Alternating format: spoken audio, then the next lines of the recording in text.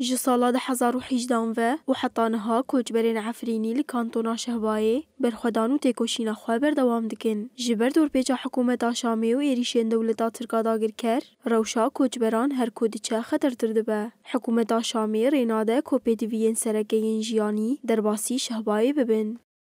Ostengî her sal ev zêde bikişînin. Em bi evîne vê dewletê guhdarî me dikin wek mafê mirov ve got me dibînin, dengê me dibîsin.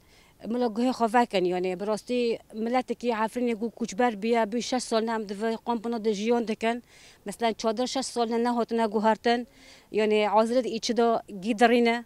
Demê ku rejîm jî rêkê ve neke. Mesela derbasî vê Şehbayê neke wek rêveberiya belediyê em ê çi biqedimînin ji vê milletî ra.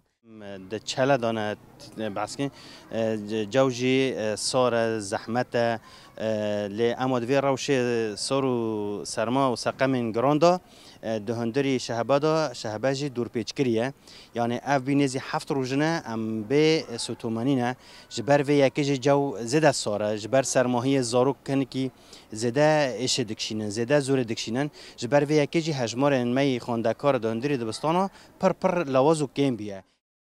Ji ber dorpêçê piraniya saziyên xizmetguzariyê ji kar derketine, li aliyekî din jî proseya xwendinê hatiye rawestandin. Miletê me ver em ciwan dikin zehmetekî pir zor zehmet e sawr û selme heta kerebetine. Nêzî heft rojin hefta gezîdetir kerebetine û zehmet jî tedî qompê ye. Qompê de jî vê kerebe ciwan nabe yani wala من دوره بیا قنبا ده چندین یعنی زور زحمته. شاهی نها به یالی تندرست امکانن بحث بکن.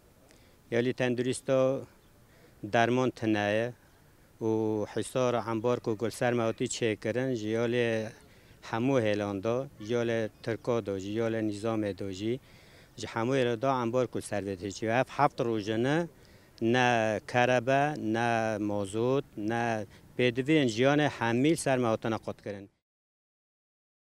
Koçberên Efrînî bang li civaka navdewletî û rêxistinên mirovî dikin ku alîkariyên pêwîst ji bo wan pêşkêş bikin û dorpêçê bidawî bikin.